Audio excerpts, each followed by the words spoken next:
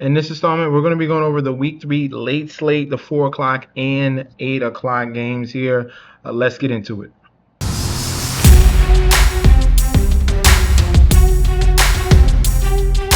Welcome back to the channel. It's your boy Chef D, and I'm here to bring you the winning ingredients for our Week 3 late slate we got going on. But before we deep dive into that, don't forget to like, comment, and subscribe to the channel. Make sure you follow me on Instagram and Twitter at MessNetchSD. Don't forget about that TikTok at Chef_D91. And don't forget about that Patreon. Right now, we're at the homepage of the YouTube channel, currently at 10.2 thousand subscribers.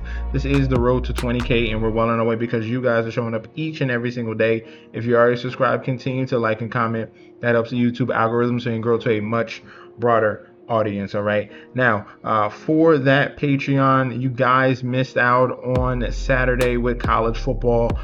We had our community parlay cash at plus 511 here. We had Texas Tech plus 7.5, Auburn plus 10.5, Miami and Indiana to finish that parlay out, and they had blowout winners. Cashed at 25 for 152. So we had a phenomenal night here in the Patreon. Click on that link provided down below so you can get full access to daily bets, future bets, and access to that group chat. It goes out 24/7. As you can see, all these winning plays here in the group chat and parlays for Sunday. So get in here, don't miss out. Just click that link provided down below. All right, first game up here in SoFi Stadium, LA Chargers going up against the Denver Broncos here. 2-0 Chargers, Broncos 1-1. Looking at the odds for this one, Chargers at home minus 155 with the comeback of the Broncos at a plus 130. Point spread at 3. Total points at 46. Public bet percentage here, 90% of the bets, 86% of the money coming in on the Chargers. For the point spread, 61% of the bets, 64% of the money towards the Chargers to cover that 3. And for the total points, 75% of the bets, 78% of the money towards the under 46 in that total. All right, now looking at the injury report here for the Denver Broncos, we have no Evan Ingram. He's out with a back issue, and Dre Greenlaw, their linebacker, stud linebacker, is going to be out as well. So that's 2 big losses there for the Chargers. Will Disley, their second string, third string really, tight end, he's going to be out. Elijah Molden, starting corner, he's going to be out. And we have Q tags on Cam Hart and Diane Hanley, who Hanley was phenomenal in that game against the Raiders. Hopefully he can give it a go here. We'll see. He only got limited on Thursday and then did not practice on Friday. So we'll wait and see on his news right there. All right. Chargers have been absolutely phenomenal this year. This is their first home game. All right. The first game against Kansas City, that was in Brazil. So this is a true home game here finally for the Chargers. Looking at the Denver Broncos here, obviously another stout defense that we've seen. This is going to be a prime matchup between both of these teams here.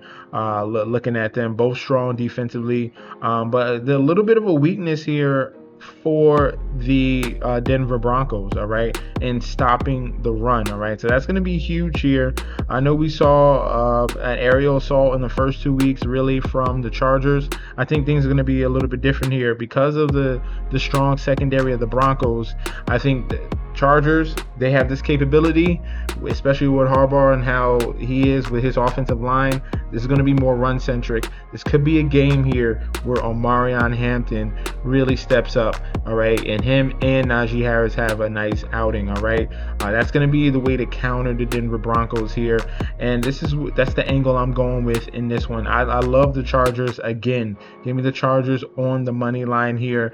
Like I said, we got 2 stout defenses here on the Broncos side, on the Chargers side. Chargers, they have no host, man. They got it across the board. Broncos on the other end, they can get abused with the run, and we saw with Jonathan Taylor, he dominated. So give me the Chargers on the money line, main play, secondary play under 46.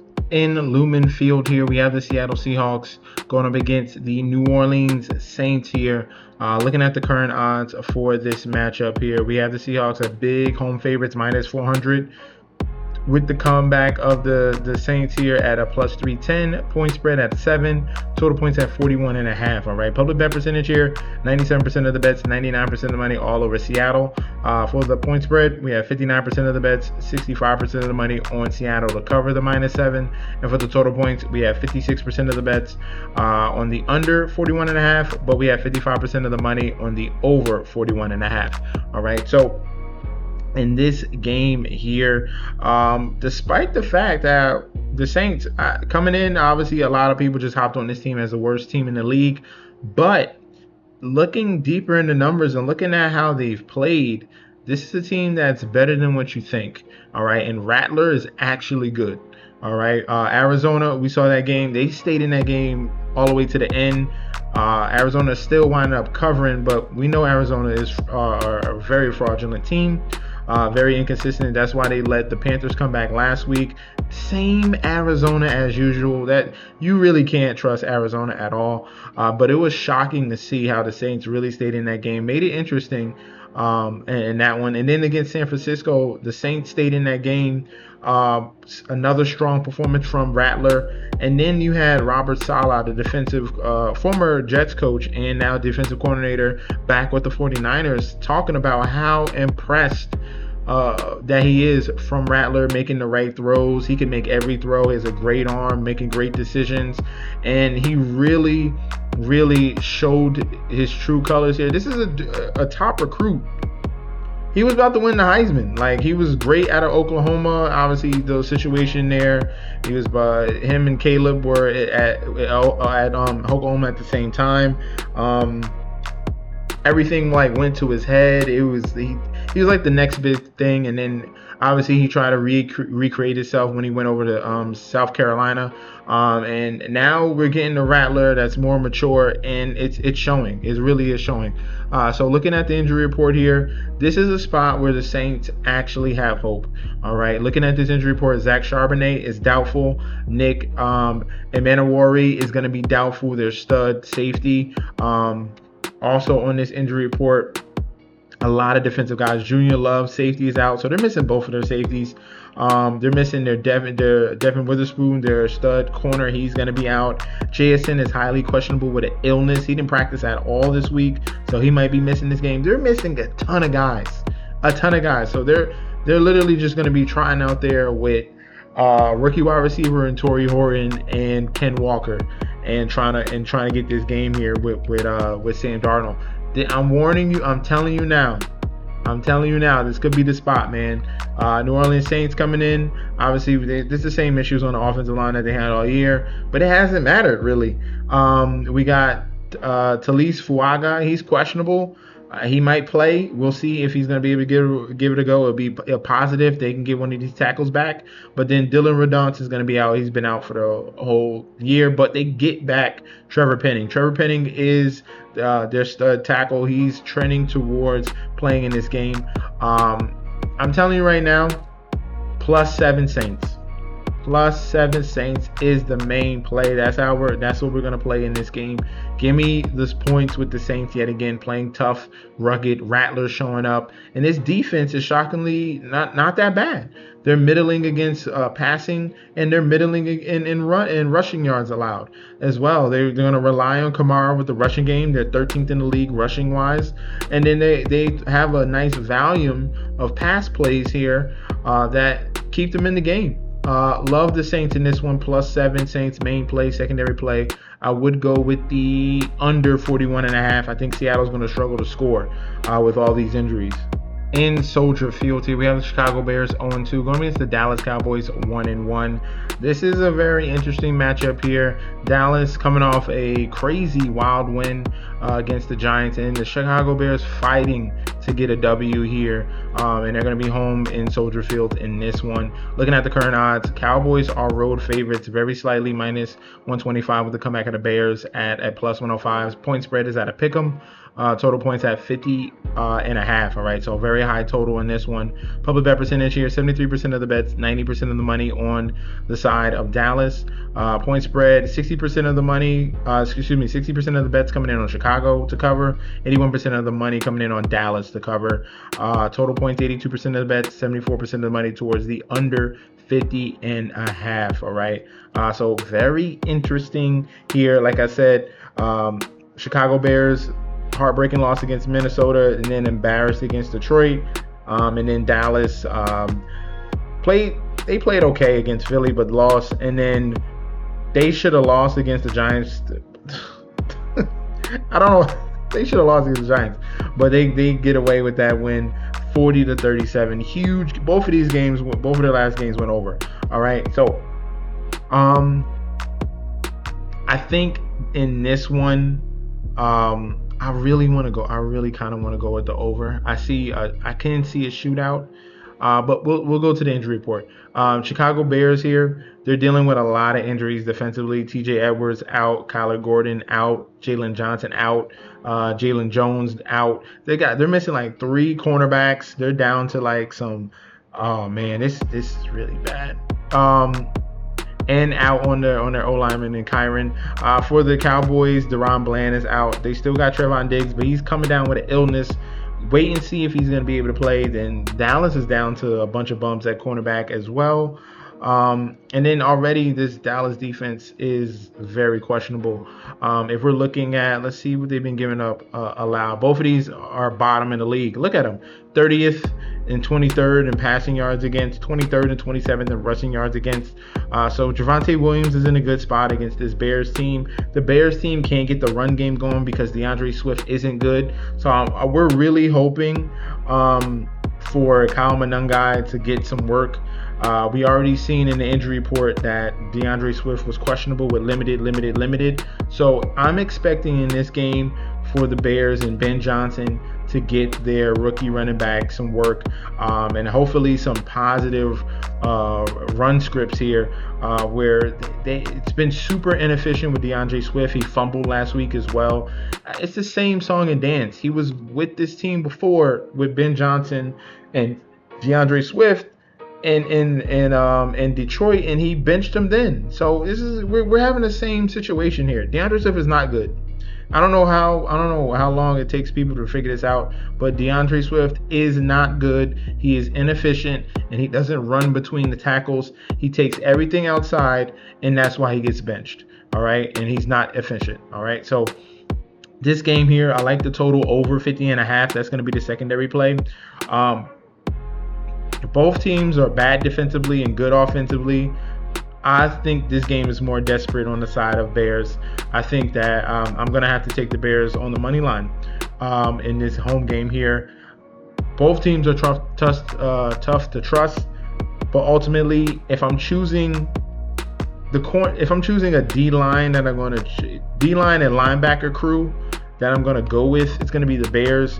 Both cornerbacks on both sides are question mark, even with the injuries here on both sides. Give me the Chicago Bears to get this win in an ugly matchup, shootout environment. So we'll go main play, Bears on the money line, secondary play, over 50.5 on the total. In Levi Stadium here, we have the San Francisco 49ers 2-0 going up against the Arizona Cardinals 2-0. Looking at the odds for this one here, 49ers are home favorites, -135, with the comeback of the Cardinals at a +115. Point spread at 2.5. Total points at 45.5. Public bet percentage here, 77% of the bets coming in on San Francisco, and then we have 75% of the money coming in on Arizona here. Public and sharps are on opposite sides. Point spread in this one, we have 52% of the bets at Arizona with the +2.5, and then 82% of the money here. Sharps are all over Arizona +2.5 as well on that point spread. For the total points, 70% of the bets, 62% of the money towards the under 45.5 on the total.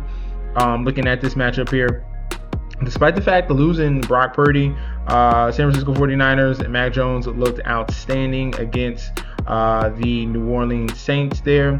And then the Cardinals had the Saints in week 1, played well enough, and then The Cardinals against the Carolina Panthers, they blitzed them early, but it really gave away at the end. A big question mark there, but that's typical Cardinals, and they didn't cover that line as well. So that's really kind of disappointing to see.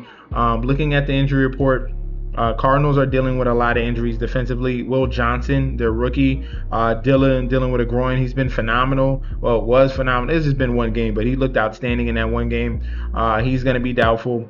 Max Milton is going to be highly questionable in this game as well. He left the previous game, and now we're not sure if he's going to be able to go with just limited practices. You got to wait on him. You got to wait on Will Hernandez at guard. You got to wait on Paris Johnson Jr. at tackle. You got to wait on Tip Ryman, the backup, third string tight end here as well. All right. And then Calais Campbell's fine. He had rest. For the 49ers, Brock Purdy, he's going to be out of this game. Mac Jones is going to be playing.